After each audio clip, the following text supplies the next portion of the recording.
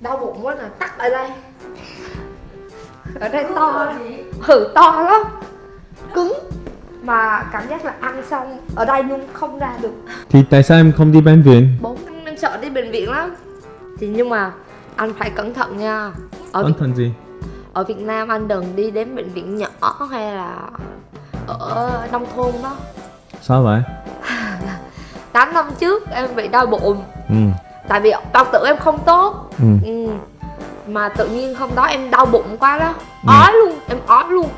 Mà đau, mà ói luôn, mà đau. Xong rồi khoảng 12 giờ đêm thì lúc đó chưa bao giờ em đi bệnh viện luôn.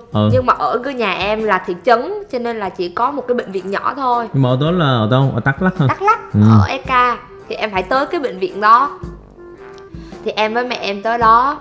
Thì em đau bụng mà em không nói chuyện được luôn. Em đau mà giống như muốn xỉu luôn. Ỉ hả? Không. Ói mà đâu có ỉa. Nếu mà ỉa thì ỉa chứ ói mà. Nói chuyện tự nhiên như vậy à. Xong rồi em đau quá, em muốn xỉu luôn. Xong rồi em lên cái giường đó, chị biết cái giường mà như nào ta, bằng sắt.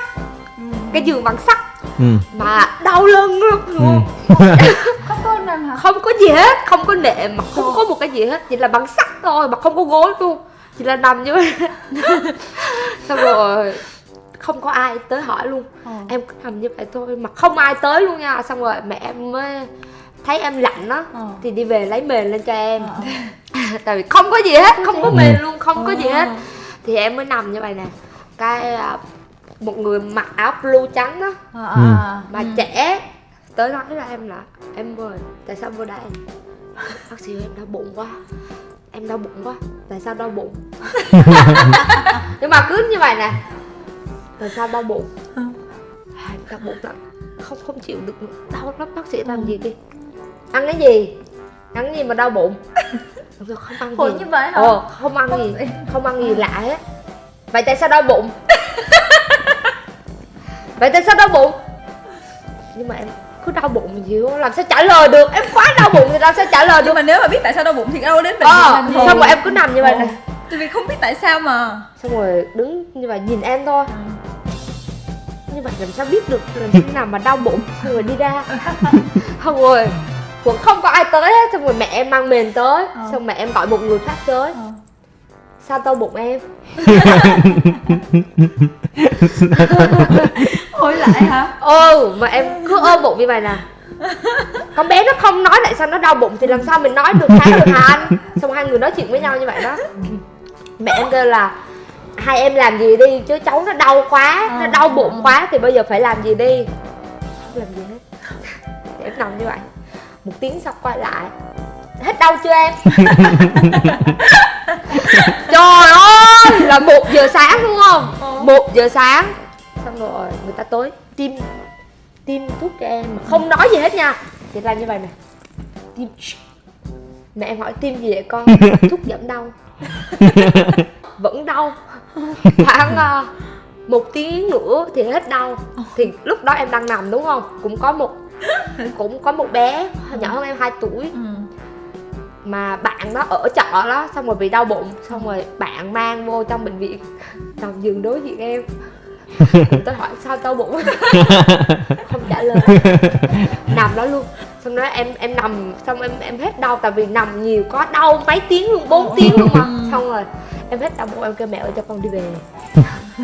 Mẹ kêu ok đi về. Không ai hỏi. Chỉ là xếp mền đi về. Không ai hỏi. Không ai hỏi em tên gì, không làm gì hết. Mà như nếu như vậy thì không trả tiền thích quá rồi còn gì. Đi về luôn. Không tốn tiền Anh mà. không trả tiền hả? Em không nhớ, chắc là mẹ em trả chứ. Nhưng mà không ai hỏi gì hết, chỉ là đi về luôn. Không ai hỏi là tại sao đi về hay là như đúng vậy? rồi, chỉ là đi về thôi. Mà em, con bé mà đối diện giường em đó đang nằm như vậy nè. Cứ đau bụng như vậy, không ai hỏi.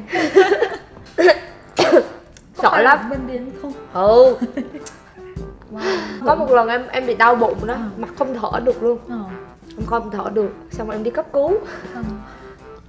Hiểu hả? Sao em cứ sống mà tại sao em đi bị đau bụng? Ở đây em không tốt. Em đi cấp cứu ở bệnh viện lớn của Sài Gòn luôn.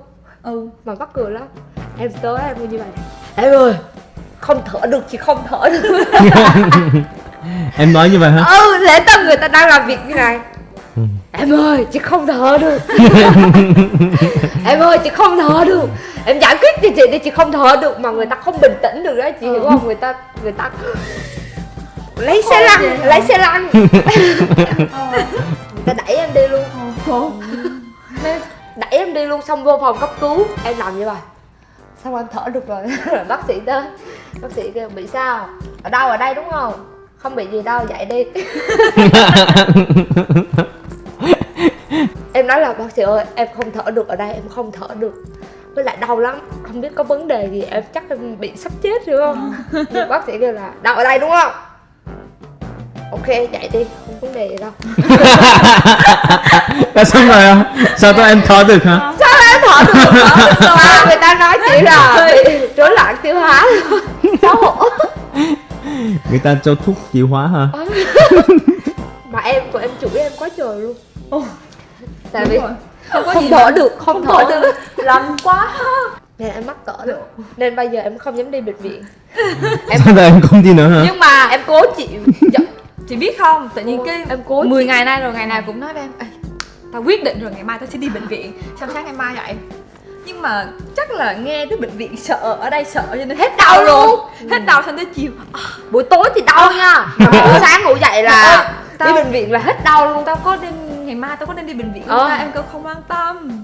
Mỗi ngày nói như vậy mà xong kêu ok, ngày mai tao quyết định rồi, ngày mai tao sẽ đi bệnh viện. Xong sáng hết đau. Nhưng mà em có thường dẻ không? Mỗi ngày em có dẻ không? Không, khoảng 2 ngày, 3 ngày một lần thôi. Vậy hả? Thôi vậy tôi không đi. Ồ, chắc nói là ở đây không bị tốt. tại cái đó. Đúng rồi. Không sao đâu. Em phải ỉa nhiều. Làm sao được. em phải ỉa nhiều lần.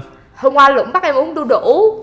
Đúng rồi, đu đủ Ờ. đó, đúng rồi, để đi ỉa Nhưng được. mà em không ỉ được nhiều, mỗi ngày là không được. Phải Khoảng 2 ngày. khoan, từ từ chúng ta nói chuyện.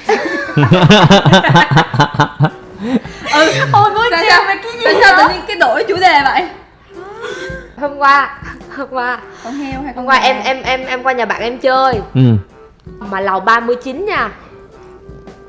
Tự nhiên em với bạn em đang ngồi coi máy tính như vậy nè. Thì em nghe Cái gì? như vậy luôn á. Nhưng mà vẫn im lặng, em vẫn im lặng tại vì có thể là giống như phim ma hay là người ta mở như vậy thôi. Nhưng mà mấy giờ? Chắc là Ban đêm hả?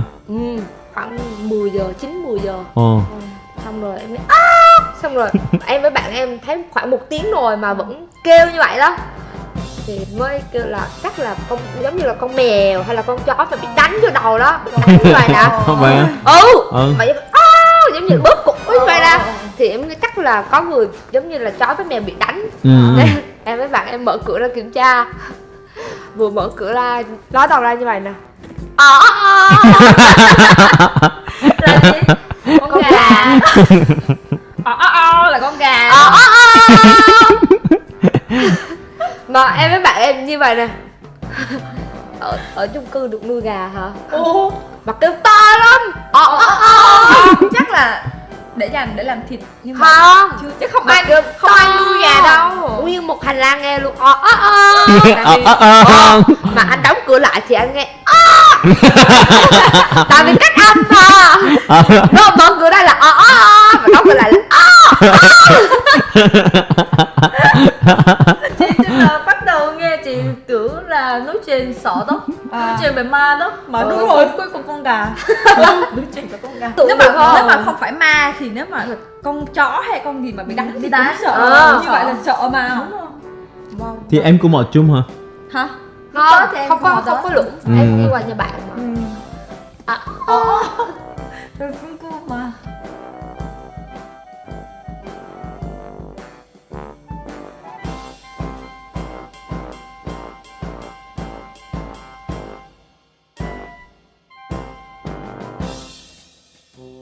Chắc là chúng ta vì Momo.